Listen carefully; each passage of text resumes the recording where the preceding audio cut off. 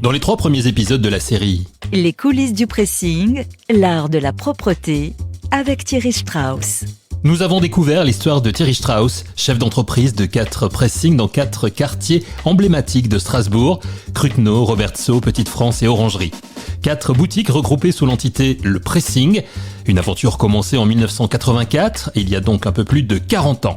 Aujourd'hui, Le Pressing, ce sont 18 personnes, une 18e personne a rejoint l'entreprise en février 2025. Je vous propose donc d'aller à la rencontre de quelques-unes des collaboratrices de Thierry Strauss, à commencer par Della, qui travaille au Pressing Cruteno. Mais depuis combien de temps ? Ça va faire 3 ans que je travaille dans le métier que je viens de commencer. J'ai commencé il y a 3 ans et voilà, depuis je suis là. Qu'est-ce qui vous a donné envie de faire ce métier justement ? Au début, c'était... je me suis toujours posé la question, c'est comment se passer au pressing et à un moment, je voulais aussi me reconvertir. J'étais d'abord au lycée et je voulais trouver un travail. Et c'est là que j'ai rencontré Thierry. J'ai fait un essai d'1 semaine. Le métier m'a beaucoup plu. En plus, les collègues étaient très gentils, bienveillantes. Du coup, ça m'a donné envie de continuer. Voilà. Alors, c'est quoi votre rôle ? Je suis un peu polyvalente. Je suis à la Cruteno et aussi à l'orangerie. Je fais les chemises et aussi les vêtements, voilà, les habits, les vestes, pantalons, tout le reste. Mais plus chemises. Qu'est-ce qu'il faut faire quand on doit justement par rapport aux chemises ? Quelles sont les précautions à prendre ? Ce qu'il faut, nous on fait, on a plusieurs étapes. Il y a d'abord quand on reçoit les chemises, on les nettoie d'abord, on détache après et on les passe au mannequin. C'est une sorte de machine qui en même temps qui défroisse et qui facilite un peu plus la tâche au repassage. Voilà. Après ça on repasse, on fait juste les finitions et puis soit on plie, soit on emballe sur centre et on donne au client. Voilà. Au niveau des précautions, il n'y a pas grand-chose. Les chemises, c'est relativement simple. Le plus, c'est les vêtements qui sont un peu plus compliqués, mais voilà. Est-ce qu'il y a des matières qui sont plus difficiles que d'autres ? Oui, comme toute chemise, chaque chemise est différente à sa façon. Et à force, on arrive par exemple, il y a le coton qui, au lavage, peut rétrécir. Le 100% coton. Là, on a eu le cas avec un client dernièrement qui a ramené sa chemise. On l'a lavé exactement pareil que les autres. Il a ramené 4. On a lavé ensemble. Il y en a une dedans qui a rétréci. Et c'était 100% coton. Du coup, voilà. On ne peut jamais prévoir, ça arrive. Voilà. C'est le hasard. Et comme ça, on a envoyé ça chez l'expert qui a expertisé la chemise. Et lui aussi l'a retrouvé. Voilà. Mais sinon, à part ça, normalement, tout se passe bien avec les chemises.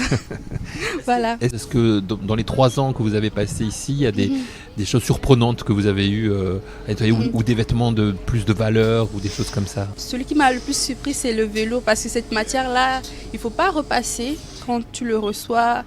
On ne peut pas la repasser parce qu'on risque de laisser des traces de fer dessus. Du coup, voilà. Ça a été très surprenant pour moi. Sinon, à part ça, c'est tout. Voilà. C'est tout. Donc vous êtes polyvalente, ce que vous avez dit, vous faites quoi ? Le repassage, les chemises principalement, et autre chose aussi Comme mes collègues, je fais. C'est ça. Comme mes collègues, quand je dis polyvalent, je voyage un peu. Je suis, par exemple, aujourd'hui je suis là, demain je suis à l'orangerie pour faire les chemises, ou soit je peux par exemple aller à la Robertso pour faire les couettes avec les filles, tout. Je suis un peu polyvalente et s'il y a besoin d'aide dans d'autres magasins, j'y vais, voilà. Ça vous permet de vous former aussi justement aujourd'hui Oui, ça fait 3 ans, je ne suis pas encore au niveau de mes collègues qui ont 32 ans de métier. Mais ça, j'apprends tous les jours et tout le temps, il y a de nouvelles choses et voilà, c'est un peu passionnant. Voilà. Comment est l'ambiance ici, vous qui êtes un peu dans les différents pressings justement ? Ça va, on est tous souriantes, on communique bien et moi je trouve que c'est le plus important parce qu'un endroit où il n'y a pas les collègues ne s'entendent pas, il n'y a pas t'as pas envie de travailler, de venir. Et si tout se passe bien entre collègues, là tu te lèves le matin, tu penses directement à te dépêcher pour aller au travail. Ça te motive à travailler. C'est ma collègue, quand je suis arrivée, au début j'étais toute timide. Hein.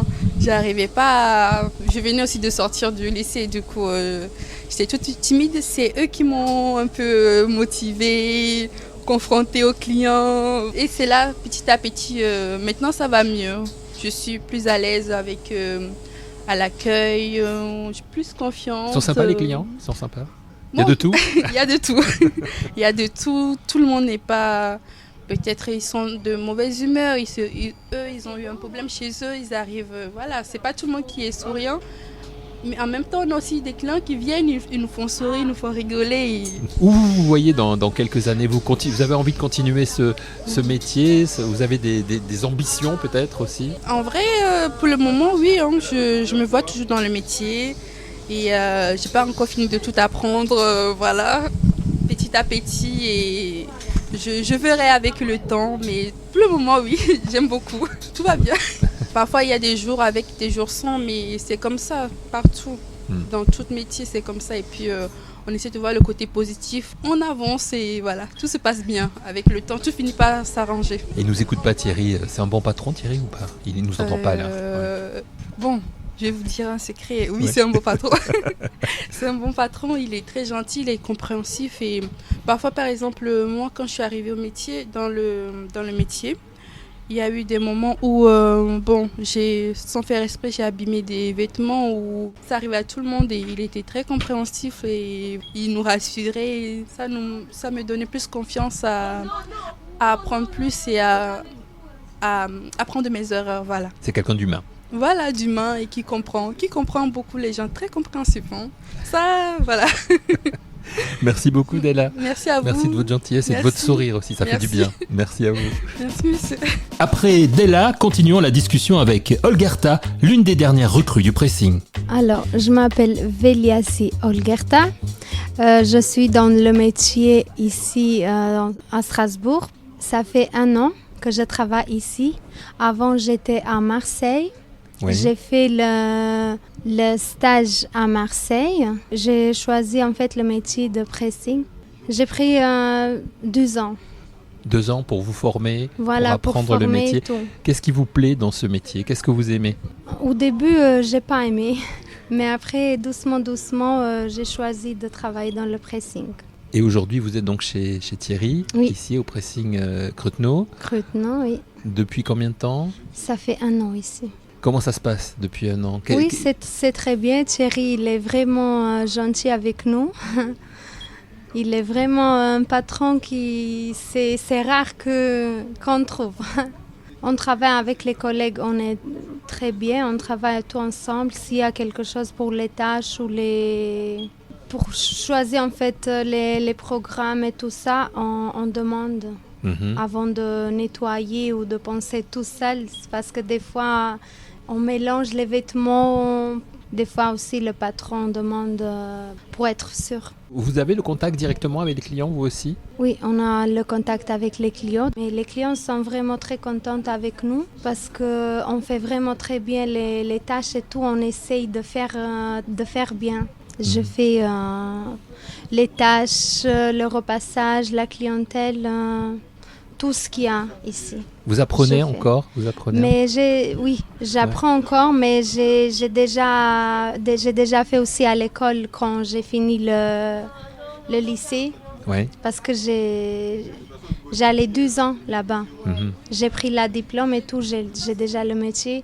J'ai un peu appris partout. Oui, mais je dois encore apprendre. Et vous continuez. Vous avez quel âge, vous, Olgerta? 25 ans. 25 ans, vous êtes jeune encore, donc voilà.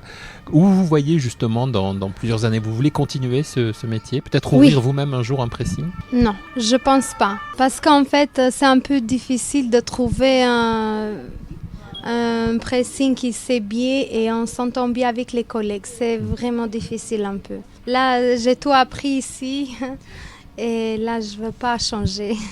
Vous travaillez avec Céline et avec Della aujourd'hui? Della aussi, oui. Ouais. Avec Céline, je travaille lundi, mardi Mercredi, elle est en repos.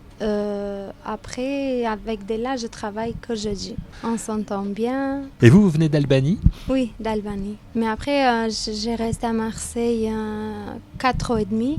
Je suis venue ici. Et la ville vous plaît, ici, Strasbourg? Oui, ça va, j'aime trop, mais juste parce qu'il fait froid. C'est ça le plus... Juste pour ça, oui. Donc on est bien au pressing, il fait chaud ici. Là, il fait chaud. En pressing, il fait chaud, oui. Merci beaucoup, Olgarta. Merci beaucoup. Quittons le pressing Cruteno pour rejoindre le pressing Petite France, en pleine activité, où nous attendent Solange et tout d'abord Christelle, fidèle employée de Thierry depuis plusieurs années. Je travaille depuis l'âge de 18 ans, j'en ai 51 aujourd'hui. Comment on décide un jour, ou comment on va un jour travailler dans un pressing? Comment ça s'est passé pour vous? Par hasard, parce que je voulais sortir du cocon familial. En fait, je suis allée à l'époque à la NPE, voir ce qu'il y avait comme proposition pour travailler. On m'a proposé 3 choses, et 3 postes, et en fait, c'était le poste à temps plein que j'ai choisi, et c'était dans un pressing. Et vous avez découvert cet univers? Voilà. Vous êtes formé sur le tas, comme on dit? Formation sur le tas, avec les anciens. Comment vous avez fini par atterrir chez Thierry? Ça fait combien de temps que vous êtes chez Thierry? Chez Thierry, maintenant, ça fait 7 ans. Je suis arrivée chez Thierry parce que j'ai été licenciée d'un autre pressing, où là, j'étais pendant 20 ans. Ça a été, j'imagine, une épreuve un petit peu difficile, le fait d'être licencié d'un pressing où on reste pendant 20 ans et arriver quand on... Oui, parce que en fait, c'était une très très bonne maison. Je pensais pouvoir terminer ma carrière professionnelle là-bas. Je pensais pas que ça fermerait un jour, en fait. Et avec le recul? Avec le recul aujourd'hui, aucun regret. Quelles sont vos fonctions ici au Pressing Petite France? Ici, je fais tout. Je fais aussi bien de l'accueil de la clientèle, je m'occupe du nettoyage à sec, je m'occupe des machines à laver, je m'occupe du repassage à la table, le repassage à la presse, du détachage, de l'emballage, et voilà, tout ce qu'on peut trouver dans un pressing. Avec vos 30 ans d'expérience, c'est pas un jour de vous le dire puisque vous nous l'avez dit, 30 ans d'expérience, vous avez vu les choses évoluer, le métier a évolué en 30 ans? Oui, le métier a évolué, les matières ont évolué. Autrefois, les vêtements étaient plus faciles à nettoyer, à repasser. Ouais. Maintenant, les tissus, les matières changent, il y a beaucoup plus de difficultés. Il peut y avoir des accidents parfois, tout simplement les fabricants ne testent pas leurs matières. Ils mettent des tissus ou des matières synthétiques style faux cuir qui ne résistent pas au nettoyage à sec, bien que l'étiquette dise nettoyage à sec pour l'entretien. Ça a bien changé. Oui. Les vêtements sont de moins bonne qualité aujourd'hui, c'est ça? Je dirais pas ça, il y a des vêtements qui sont de très bonne qualité, mais il y a aussi beaucoup de mauvaise qualité. Et les clients, quand on a un doute sur un article, on les prévient. On leur dit que y a des risques, que ce soit pour des perles, que ce soit pour un article quelconque, ou même parfois avec certaines marques où ça peut poser des problèmes. On a beaucoup de problèmes avec certaines marques. On ne va pas citer de nom. Ça vous arrive de refuser des articles? J'ai déjà refusé un article. Vous vouliez une anecdote? Là, j'en ai une qui me revient à l'esprit. Une boutique haut de gamme qui m'envoie une cliente avec une robe blanche de soirée et des empiècements en cuir noir dessus. Il faut savoir que quand on nettoie du cuir, le cuir dégorge tout le temps. C'est-à-dire qu'il perd de la couleur. Donc imaginez une robe blanche mise au nettoyage à sec avec du cuir noir. Le cuir noir, la couleur va tomber sur le blanc. C'était sûr, vous étiez sûr de votre couleur? Oui, absolument. Alors du coup, la cliente, je lui ai dit que je ne pouvais pas la nettoyer. Elle m'a dit, oui, mais la boutique m'envoie exprès chez vous parce que vous faites les choses spéciales. Oui, mais j'ai dit là, moi si je vous la nettoie, je vais vous l'abîmer. C'est sûr. Alors elle avait juste quelques petites taches. Donc je me suis permise de lui dire, écoutez, je vais essayer de vous les enlever comme ça à la table à détacher. Donc elle a pu récupérer la robe. J'avais réussi quand même à lui enlever les petites taches ponctuellement, mais pas en la mettant au nettoyage à sec, ça c'est sûr. Comment vous voyez la suite de votre carrière? Est-ce que cette fois vous dites là, c'est bon, je vais terminer ma carrière ici?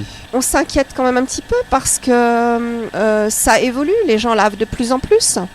Quand on voit l'évolution des pressings, aujourd'hui il y en a de moins en moins. On ne sait pas comment ça va évoluer finalement. J'espère oui que je pourrai finir avec... Vous pensez qu'on n'aura pas toujours besoin d'un pressing quand même? On ne peut pas tout laver chez soi? Non, on ne peut pas tout laver chez soi. Mais il y a déjà une sélection des pressings qui s'est faite. Est-ce que ici ça tiendra encore jusqu'à ce que je parte à la retraite, j'espère. Pour terminer, Christelle, qu'est-ce qu'on peut vous souhaiter pour la suite ? Que je puisse continuer comme ça jusqu'à la fin avec Thierry ou peut-être la relève Marine. Et voilà, puis moi ça me va bien comme ça. Il nous écoute pas, c'est un bon patron, Thierry ? Thierry ? Excellent. On peut pas dire mieux. Merci beaucoup. Je vous en prie. Pendant que Christelle répondait au micro, Solange s'affairait à la tâche. Allons la libérer quelques minutes pour l'écouter, elle aussi, elle qui travaille dans le milieu du pressing depuis, allez, on va dire un certain nombre d'années. Moi, je ne vais pas vous dire les nombres d'années. Je fais ce métier. J'ai commencé ce métier-là par un pré-apprentissage depuis l'âge de 14 ans. Et chez Thierry, vous y êtes depuis combien de temps ? Thierry, si mes souvenirs sont bons, vu que je ne compte pas les années avec Thierry, une dizaine d'années normalement. Ce métier, vous l'avez vu évoluer. Comment il a évolué ? Les matières, la qualité des vêtements a beaucoup changé, qui n'est plus la même qu'avant. Les teintures sont plus autant fixées qu'avant.